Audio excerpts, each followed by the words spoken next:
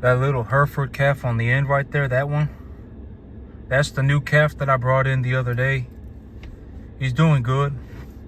He's a little bit smaller than the rest of them, but the moment that he got here, he pushed this little Brahma cross calf, Brahma Charlet cross, something like that, Simmental cross. He pushed them, and so that's good, because you don't want the new calf. You know, it's a very bad situation for the new calf. Whenever you bring in a new calf, you have to keep an eye on him, because if the calf is very timid, if you have a very timid calf, and there's a 10, 11 other animals, and that little calf is having a hard time, if the calf is real timid, they'll pick on that calf. They'll pick on him, and so you'll have to separate them out and make sure that the calf doesn't freak out. If the calf freaks out, it's going to be real hard to get him going. But the moment he got here, he's a little small, but he squared up on that one and just pushed him out the way, and got himself a spot in the herd pretty fast. And so that's very fortunate. I'm very fortunate for that. The animals aren't picking on him, and he may be a little bit small, but he got himself a spot, so that's good. Today I went and I fixed up a bunch of fencing, and tomorrow I'm supposed to be fixing up a bunch of fencing, but on the 190-acre property, I got a bunch of the fencing fixed up on the 50-acre field and on the 75-acre field, so I'm pretty much good to go on the 75-acre field too. I can put calves on the 75-acre field. These calves will probably be going over there pretty soon. I got to figure out what time, when do I want to take these calves over there. And that 50-acre field, there were a few spots here and there on the fence that were just completely damaged, and the guy who was leasing the property before me had just tied up a bunch of rope everywhere. He just tied up a bunch of rope everywhere, and so I got all that stuff taken down, and I got all that fence patched up and mended. I got a guy over there to fix the fence for me, and got all the fence fixed, and I need to install a few new gates tomorrow morning, and I'm effectively good to go. I got about 120 acres. Well, I got about 140 acres right now that are effectively just good to go as of right now, and I have another 45 acres that are the 45 acres just a little bit away that I need to get fixed up a little bit. I need to get some fencing fixed up on that over there, and then I can put some cattle out there too. So that would put me at about 190, 200 acres. And then I got to clear another 190 acres or so. I got about 200 acres just about ready to go. And then I got to clear, or I don't got to clear it. The whole thing about clearing the property. And so here's something that's happened over the last 24 hours. I've been taking a look at different herbicides, and I found out that there is a generic formula for a herbicide called Remedy, and Remedy is like a 61 point something percent trichoplur, a herbicide called trichoplur. I'm not exactly sure what it's how to say, but trichoplur. The thing about this herbicide is that there is an herbicide called Sendero, and Sendero is an herbicide that is specifically used to target mesquite trees, and it's a very effective herbicide, and it costs about as much as Picloram. It costs about the same thing as Picloram. All of these specialty herbicides, these expensive herbicides, cost like $35 to $40 an acre. But this herbicide called Remedy, in a study, it was Sendero was about 10 to 15% more effective at killing mesquite trees than Remedy was. But Remedy still achieved up to 15-foot tall trees. As long as the mesquite tree is under 15 foot tall, there was the herbicide Remedy was able to kill the tree. And Sendero is about 10 to 15% more effective than Remedy. But here's the thing, there is a generic formula of Remedy called Trichoplur 4. It's just called Trichoplur 4. That's and it's just the name of the chemical and then the number 4 after it. and it's the generic formula for Remedy. And so Triclopyr 4 is about 25% the cost of Sindero and of Picloram. If I were gonna spray Triclopyr 4 at the dosage required to kill 7 to 10 foot tall mesquite trees, effectively what's on the property right now, if I were gonna spray that field, it would cost about $12.60 something cents an acre. It would cost effectively the same amount as just an ordinary herbicide. And so I have figured out, I was taking a look at my different options and trying to figure out what should I do? How can I make this as cost effective as possible? And if the Triclopyr 4 only achieves, 75 or 80% death of the mesquite trees, Sindero, when it's used properly, will kill like 90 to 100% of these trees.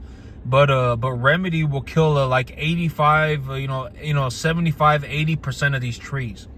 And so I've thought about it, and I was like, well, if I can kill 80% of the trees 2 times, that's 96% of the trees are dead, right? If I kill 80% 2 times, and also when I can also go over the field with a fertilizer herbicide as well, whenever necessary, whenever feasible, I can do that too. And so that will herbicide the field, whenever necessary, once a year or whatever. I can do that if necessary. And so I thought about it, and I was like, well, if it's only going to cost me for the drone and for the herbicide, for the Triclopyr 4 and the herbicide drone, it's, the guy was saying for that cost, it'll be about $2,300 for 100 acres. And I was like, then I might as well just spray the Triclopyr 4. But it said on the label of the Triclopyr 4 that I have to utilize the herbicide when the plant is exiting winter dormancy.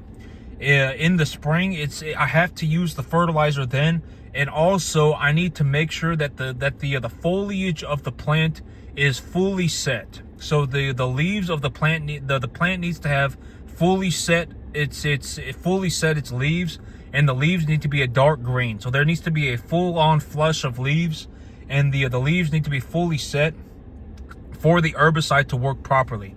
And it said I need to use 2.5 gallons per 10 acres, and I need to spray the herbicide at 5 gallons 5 gallons of water per acre, and I need to use 5 gallons of water per acre, and I need to use 2.5 gallons of herbicide per 10 acres.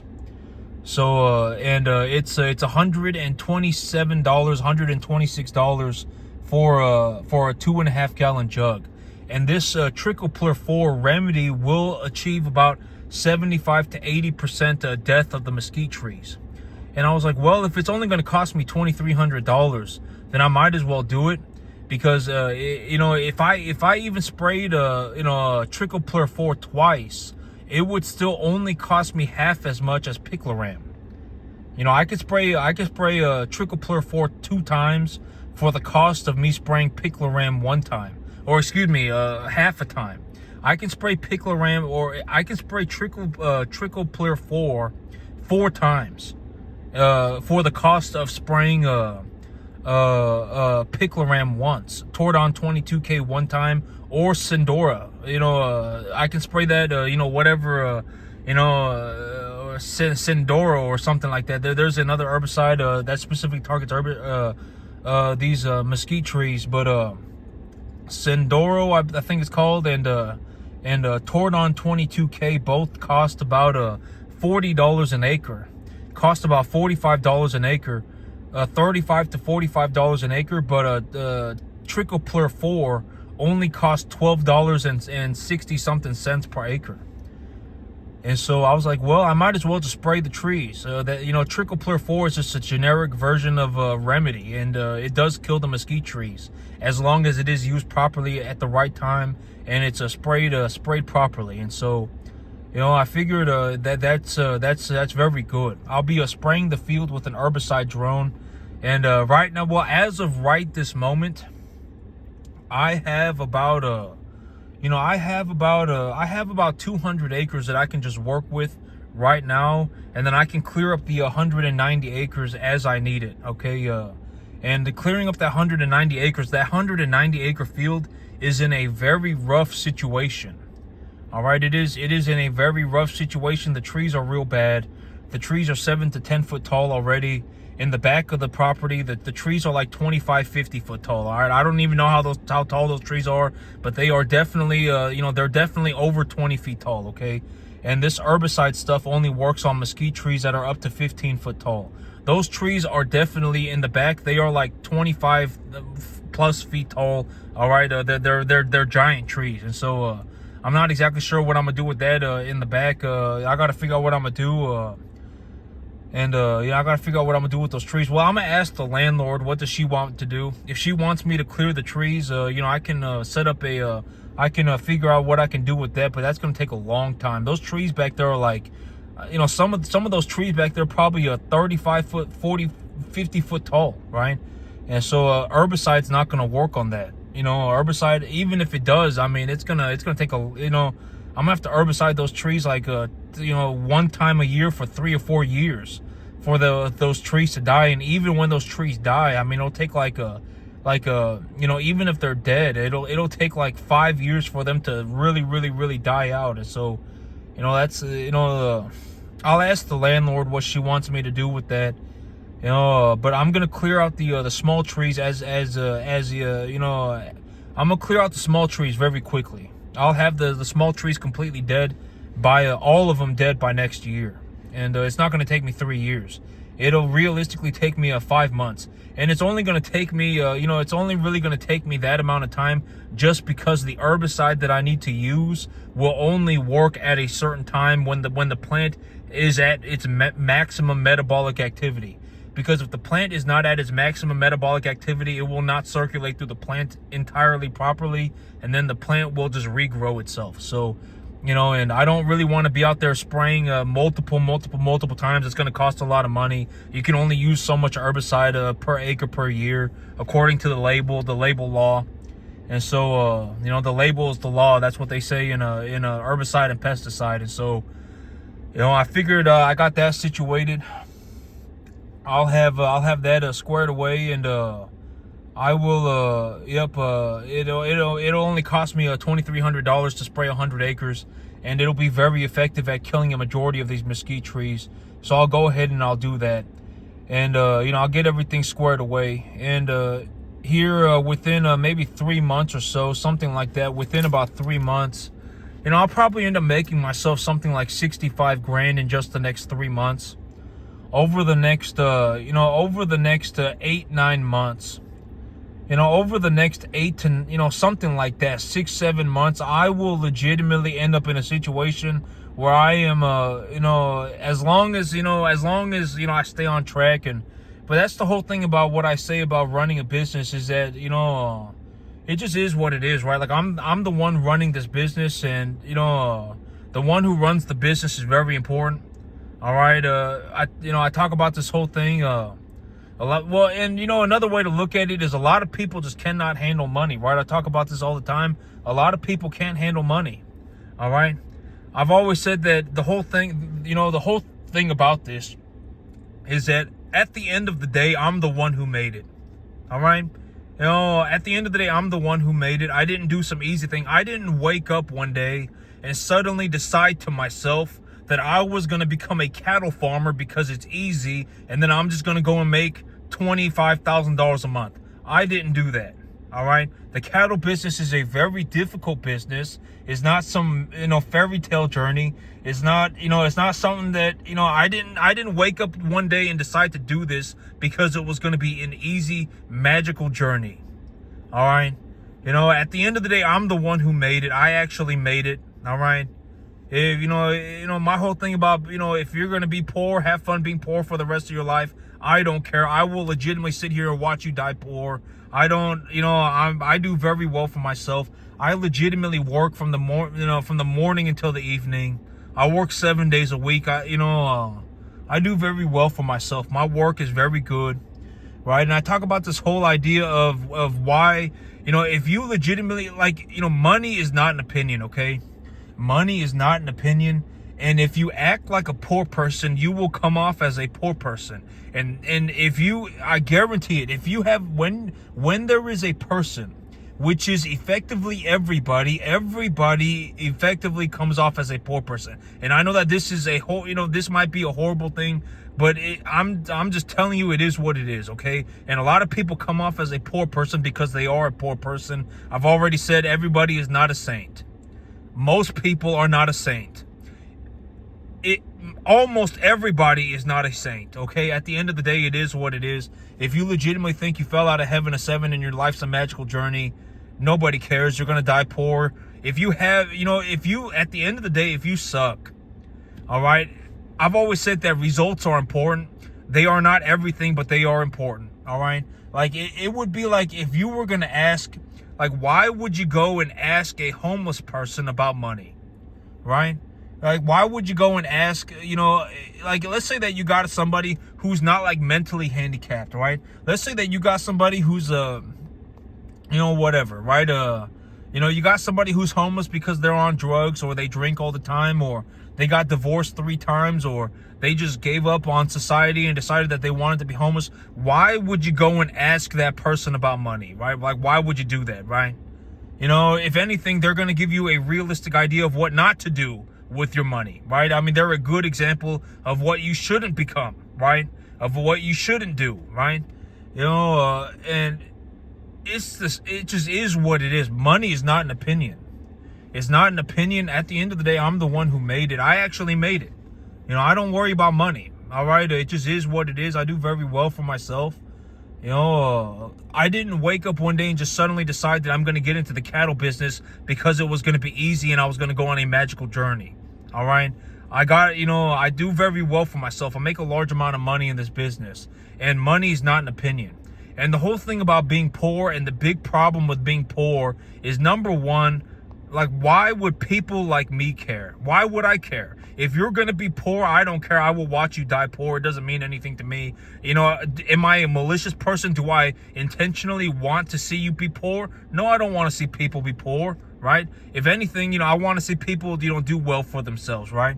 And the whole thing about it is, like, if you're legitimately poor, if you're poor, you're going to come off as a poor person. And I guarantee it. And, and the biggest problem with coming out as a poor person, the biggest problem with coming off as a poor person is that when you present yourself as a poor person, once it is recognized that you are a poor person, like once it is apparent that you are a poor person, you will effectively get no opportunities. That's the big problem with presenting yourself or being a poor person, right? Even if you intentionally work on not being whatever, like, you're going to work on your communication skills and you're going to whatever, right? You, at the end of the day, fake it till you make it is a joke. All right. If you are a poor person, you will not be able to help it, right? And I've always said that the whole thing about this is that, like, when it comes to something like this, fake it till you make it is a joke. Either you make it or you don't. Money is not an opinion. And at the end of the day, you shouldn't even be concerned about anything. Like, why would you go on the internet, watch somebody on social media, and then just sit there and be envious about it? Why would you do that? Right? Like, this stuff blows my mind. Like, if you have somebody who is legitimately, like, on the internet buying designer stuff on credit cards and going on vacations with credit cards, and you're sitting there, like, envious of this person's life. Why would you be envious of this person, right? Envy it's just stupid. And I've even spoken about this. The whole thing about stuff like this, right? The whole thing about stuff like this is that if you managed to do 10%, like, you may not be making yourself $25,000 a month on a 10.5 acre field. You may not be doing that. All right, you may not be making yourself $20,000 a month on a 10.5 acre field, but even if you did 10%, you would still $2,000 a month, even $2,500 a month. Even if you only did that, you would still at least make enough money to practice for free, and you wouldn't have to worry about the money anymore. You should focus on getting better at actually, farming, right? You should actually focus on getting better, improving yourself, improving your results. Choose something and get better at it, right? How much weight are you putting on your animals? When you take a look at the feedstuffs of your animals, do you have any idea of what the energy concentrations are, right? Like, have you thought about what are the energy concentrations of your animal's diet? What are the average daily gains of your animal's diet, right? Are your animals digesting the food properly? Right, what are your, cost of gains and choose something and get better at it, right? My life is a magical journey, and I'm gonna go on a Disneyland adventure, and everything's just gonna work out for me because I fell out of heaven at 7 and I was born to be a farmer. You're gonna die poor, nobody cares. And at the end of the day, if it comes down to it, I'm not even going to attempt to save you. I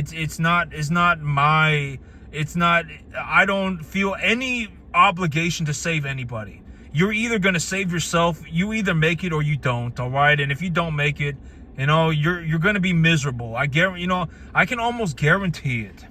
If you end up in a situation where you are in a bad financial situation, you will probably end up just becoming miserable. I can almost guarantee it.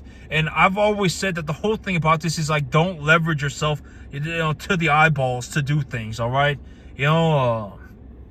Don't leverage yourself to the eyeballs to do things.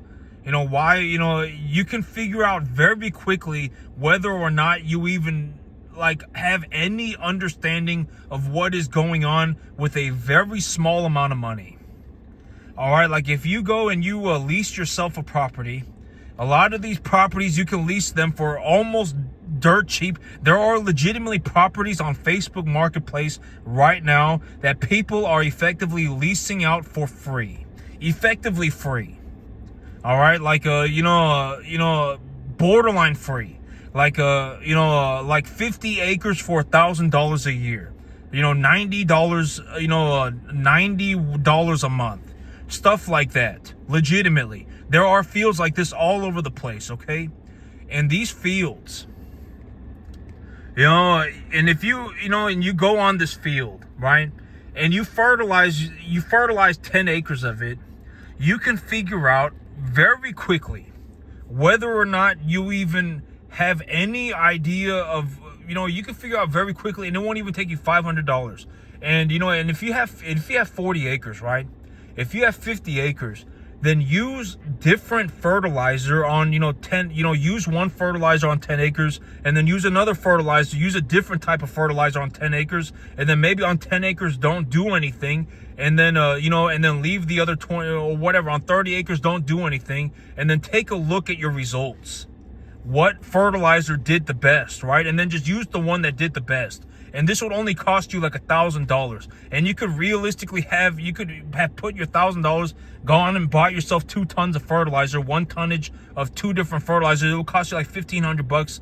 And you would have 1 tonnage of 2 different types of fertilizer. And then you would be able to see for yourself what did the best, because the grass will be growing right next to each other, right? You'll have one part of your field that you put 10, one type of fertilizer. You'll have another part of your field where you put another type of fertilizer, and then you'll have one part of your field where you didn't put any fertilizer. And then you can just take a look at it. And if and you just take a look at it, right? Now, I've already said that in terms of total units of fertilizer, I mean, usually what we're talking about, a realistic example, a realistic idea of how much fertilizer to use, over a 8 to 9 month growing period, granted that your fertilizer is actually being metabolized and et cetera, in terms of nitrogen, you should be utilizing probably about 200 units of nitrogen per growing cycle. Granted that you have about 3 to 4 inches of rain a month, and it's 75 to 85 degrees in the afternoon, and granted that those conditions are met. Okay, if you put 200 200 pounds of nitrogen on a field, and then you don't do anything with it, and then don't go and put another 200 pounds of nitrogen on it the next year, right? I mean, you want to be utilizing that fertilizer.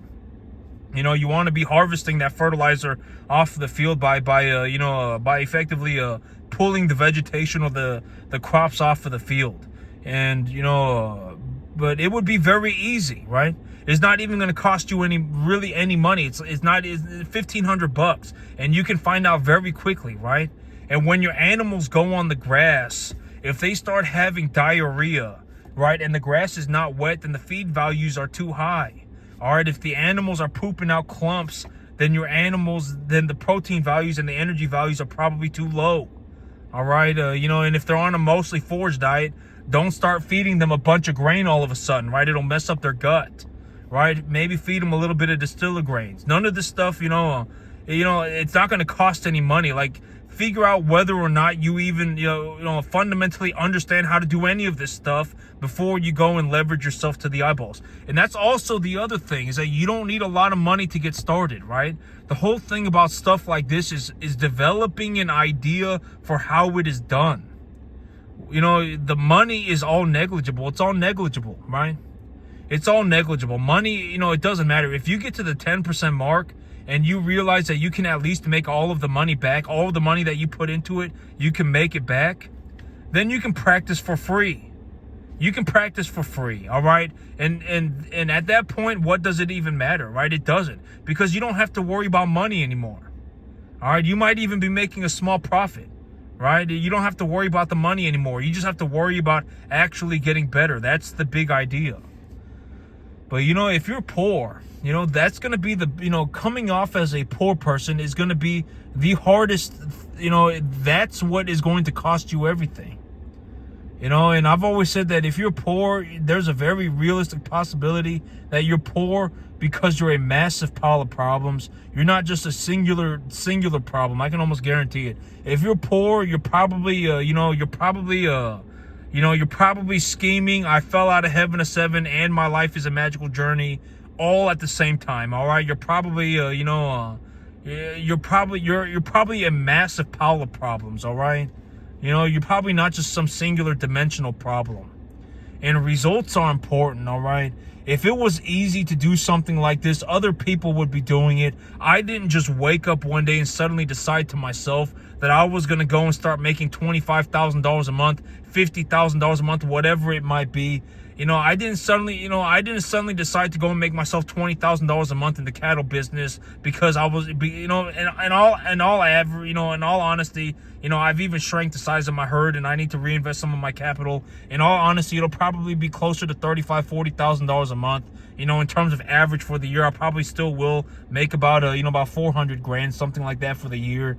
And, I didn't suddenly decide to go and start myself a cattle business and make $400,000 a year in the cattle business because it was going to be easy. That's not what I did. All right. That's not how it pans out. And if you want to see what it's like to be a first generation farmer and make $400,000 a year in the cattle business, if you want to know what that is like, then go and do it, because nobody cares about your opinion. And at the end of the day, money is not an opinion. Money is not an opinion. All right. I effectively managed to do better than the entire U.S., more effectively better than the entire U.S. economy by starting myself a cattle farm. All right. There's a very realistic possibility that my income, the amount of money that I make on a monthly basis, exceeds $80,000 a month within 8 months. There's a very real possibility of that. Within 8 or 9 months, my income will exceed $80,000 a month. All right, if it was easy to start a cattle business as a first generation cattle farmer, and if this stuff was easy, other people would be doing it. All right, money's not an opinion. All right, if you legitimately think you got a set of, if you got a set of cojones on you, then go, let's see it. Right? I'm not giving you my opinion, right? Let's see it. All right, let's see it. If you can make, if you can even do 10%, then I will shake your hand. All right, I will be happy. I'll be happy for you. But I don't even know anybody even doing 10%. I legitimately don't even know anybody even doing 10%. Most people just flat out lose money. All right, most people lose money, and that's the worst situation. You don't want to be in a situation where you're losing money, all right? You grew a bunch of hay, you grew a bunch of corn, you got a bunch of, equipment, all right? Whatever it may be, whatever it may be, all right? Most people lose money, all right? A lot of people end up losing money, okay? Or barely making enough to get by. Most people end up in those situations. Most people do not end up in a situation where they go, man, I just started myself a cattle farm and I did exceptionally well for myself. And I'm pretty sure I'm almost certain I'm going to make over $20,000 a month over just the next 3 months. All right. And that's just the next 3 months. All right. Most people don't end up in that situation. And here's the thing. Most people cannot handle money mentally. And most people cannot handle it. A lot of people, how many people do you know, take a look at what I'm doing, right? I'm not saying I'm a saint, but at the end of the day, I am the one with the results. I actually made it, right? So take a look at what I'm doing, right? I managed to do very well for myself. I've taken a look at it. I've thoroughly thought about this, and I've decided that what I'm going to do, because I did so well for myself, what I am going to do is expand my business to 400 acres, right? A lot of people cannot handle money. Mentally, they cannot handle it. You give someone some money, and this is also why you can't give people money, because that's the one, that's one of the things that you cannot do with money is save people with it. You give an idiot money, and the next thing you know, they got a drug problem. You give an idiot money, next thing you know, they've started gambling. You give an idiot money, next thing you know, they're drinking all the time. You give an idiot money, next thing you know, they got 5 girlfriends and 3 baby mamas. You give an idiot money, and next thing you know, they're going on a magical journey, right? I fell out of heaven to 7 in my life's a magical journey. I'm gonna throw a Hail Mary into the middle of nowhere. Legitimately, right? This is the kind of stuff that happens, right? And I've even spoken about this. The whole idea of legitimately finding somebody who is good with money, it's very, very, very rare. Very rare. All right? In terms of how many people, I legitimately go out looking for people that can do stuff, that can legitimately make money with money. And to this day, I still do not know, it's less than 10 people. It's less than 10 people. Legitimately, making money with money is a very, very, very rare skill set. A lot of people end up, there are people who legitimately, through whatever means, they manage to make some money, and then they put that money in, and they do the smart thing with it, right? And they put that money in some kind of an investment account or something, and they make a return on it, and then they live off that investment account forever. And but legitimately, the idea of if I had nothing, if I had $5,000 and that was all I had, I could turn that $5,000 into $100,000 in less than 2 years with a 100% guarantee. All right, that's what I mean by legitimately good with money. How many people do you know right now that if they had nothing, if they had $5,000 in their pocket and that was all they had, they could turn that $5,000 into $100,000 in less than 2 years with a 100% guarantee? Effectively. All right, 99.999% guarantee. I've always said there is no guarantee. That's one of the things, about risk. Risk is not a 100% chance that you fail. Risk is kind of unnerving, but at the end of the day, you're going to have to take some risk, and I encourage taking a little bit of risk, all right? The $1,000, don't give up on your dreams because of $1,000, right? This is something I say all the time. All right, but legitimately being good with money is very rare. It's not a lot of people. All right, it's not some extensive list of people. And and me, I legitimately managed to make it. But a lot of people can't handle money. Mentally, they can't handle it. You give them money, and the next thing you know, they got, and I've always said, massive piles of problems. They're trying to save people. I fell out of heaven to seven. My life's a magical journey. Scheming, right? All of these things at the same time, legitimately, right? Massive piles of problems, not some singular dimensional problem. A lot of people mentally cannot handle money. And this is the thing, that if you are poor, you will come off as a poor person. I guarantee it. All right, if you're not sitting there looking to do better for yourself and and actively putting in effort I legitimately work 7 days a week, and I believe that working 7 days a week is very, very, very beneficial to me. If I did not work 7 days a week, I could not have made it. I would not make it on a daily basis. I work 7 days a week, and I've spoken about this. I'm not miserable about it. I'm not miserable. All right. I actually feel a moral obligation to keep working, just because, and I'm not looking to sound like an arrogant prick. I feel a moral obligation to continue working just because I do so well. All right. I believe that I have a moral obligation to keep working. And with the money, I am looking to do morally positive things with this capital. I am looking to do morally positive things with capital. But there are things that cannot be done with money. Like saving people is one of them. You cannot save people with money. All right. You give an idiot money, you'll just end up with an idiot that has money. But a lot of people cannot handle money. Mentally, they cannot handle it. I don't, and a very honest way to look at this is look at my situation right now.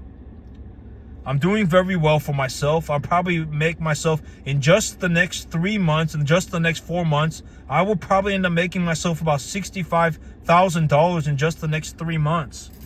In just the next 3 months, I will probably end up making myself about $65,000, okay? And what am I going to do with the money, right?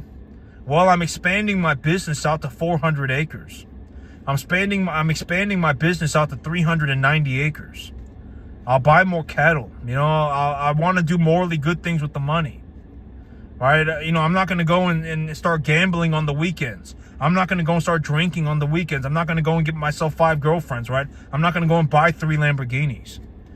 And I'll figure out what I'm going to do with the money. I got to figure out what I'm going to do with the money. And I'll buy more cattle with it. I'll do very well for myself. And then I got to see what I'm going to do. I managed to do very well for myself. In terms of an objective lens, I legitimately managed to put myself in somewhere around the 0.000001 to 0.0000001 percentile of the entire U.S. economy. I managed to do it. I actually managed to do it. And I don't worry about money anymore. I don't have any financial problems. I don't even worry about money. In just the next 3 months, I'll probably end up making myself 65 grand or something like that. In just the next 3 months. My cattle grade to a commercial standard. My animals probably put on over 3 pounds a day. And I managed to do all this stuff in the backyard by myself. And 90% of it is because, I am able to grow grass so well. And when I grow grass, I effectively do it so well that I may even be able to take my feed costs negative. I may even be able to take my cost of gain negative. I grow grass very well. I'm very good at it. And it costs me hardly nothing. I managed to do, but that's what it took. But when you're poor, you will come off as a poor person.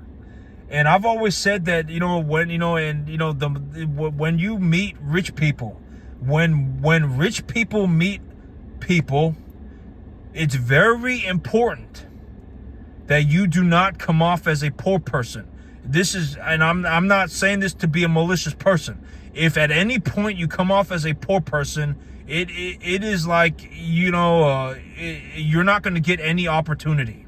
you will get the least opportunity. You will get the bare minimum opportunity that can be afforded to you because of your problems, okay? When rich people meet people and get an idea for who you are, at some point there should be the realization, oh, well, at least this person is not poor. That needs to happen. That needs to happen, okay? And I talk about my perspective. I give you my perspective because I am looking to create a positive, create positivity in others' lives. All right, if you fake it till you make it is a joke. All right, if it was easy, everybody would do it. And you got to work on getting better. You got to work on improving. You have to work on improving. If you're doing the same, I've even said, I guarantee it, almost everybody, if you're watching my channel, this is a very honest way to look at it. In 3 years, you will effectively be doing more or less the exact same thing you are doing today. If you watched my channel 3 years ago or 2 years ago, there is a very real possibility that you are more or less doing the exact same thing that you were doing 2 years ago, 3 years ago. There's a very real possibility that you did not grow a business by 1,000%. There's a very realistic possibility that you're not looking to grow yourself by 1,000%. There's a very real possibility of this. There's a very realistic possibility that you're even going downhill very slowly, right? If the only thing that you own is a house and a car, you're going downhill slowly. If you paid 3.5% down and you got over a 5% interest rate on a house in today's market evaluations, you're never going to make money on that house. Forever. You can't. You're not going to make money on the house. You will need to make like a 10% return on your house every single year just to break even. All right? I mean, this is, there's a very realistic possibility. And when I give you my perspective, you have to understand, I am not giving you my perspective with the intentions of being malicious or getting a haha, I made it and you didn't. I don't get any sort of, I don't get any of that out of this. I don't. It's not like, the thing about it, I'm looking to show you what it looks like. All right, I'm looking to show you what it looks like to legitimately, I actually made it, okay? And I guarantee it that if there, whenever you communicate with a person who is well-to-do, rich people effectively have drastically more money than everybody else. Wealthy people have drastically more money than everybody else. If you ever come off as a poor person, your life will be very difficult. Your financial life will be very difficult. You want to do business with rich people. You want to do business with wealthy people. If you think, don't go and find horrible wealthy people. Don't go find horrible rich people to do business with. Most rich people, most wealthy people are just completely average people. So it is okay. Most of them are. And so, if you, there at some point, it needs to be at least that this person is not poor. At least you're not poor, right? At least you're looking to do better for yourself. At least you're not, and I fell out of heaven to 7 in my life's a magical journey. At least you're not poor. As long as you're not poor, you will get drastically more opportunity. You will. You could be broke. You could have no money. But as long as you're poor, it doesn't. As long as you're not poor, it doesn't matter. Okay. If you're looking to do better for yourself, if you don't lie, if you don't scheme, if you don't steal, if you don't, if you're not, I fell out of heaven to 7 in my life's a magical journey. And I've even spoken about, my reality, right? I'm more or less just a normal dude. Legitimately, I'm more or less just normal. There are a lot of things I'm below average at, but but the thing about me is that I legitimately have like 60,000 hours of experience. I have legitimately, worked on farming every single day for like the last 15, 20 years of my life. You know, for like the last 15 years of my life. Legitimately worked on it every single day. That's, you know, and it shows, right? When I work, it shows. When you take a, you know, and you know, and my labor is pristine. I mean, you know, everything about the things that I do, it's like, you know, at least this guy's not poor, right? At least he's not poor. I don't know exactly what it is, but but he's not, at least he's not poor, right? That's how you need to be. You know, you cannot come off as a poor person forever, no matter what. If you come off as a poor person, your life will be very difficult. All right, and how, you know, and a very realistic way to get out of, you know, communicating like a poor person is to legitimately look to do better for yourself and be putting in effort to make it happen. All right, don't be doing ridiculous things like throwing Hail Marys into the middle of nowhere. I fell out of heaven at 7 in my Life's a Magical Journey. You know, don't be doing ridiculous things, right? Work to do better. You know, work to do better and improve yourself. And, you know, you should be doing better over time. Okay, you should be doing better over time. All right. You know, if you try something and it just turned out to be too difficult and then you failed and then you quit, nobody's going to care. You should be improving over time. All right. If you're not improving over time, that's not good.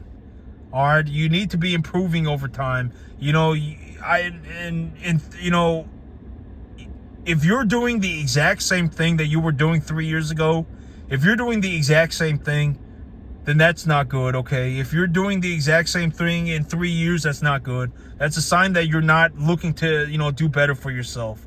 That's a sign that you're not looking to improve, okay? You should, you know, constantly improve. Self-improvement is very, very, very, very, very important, all right?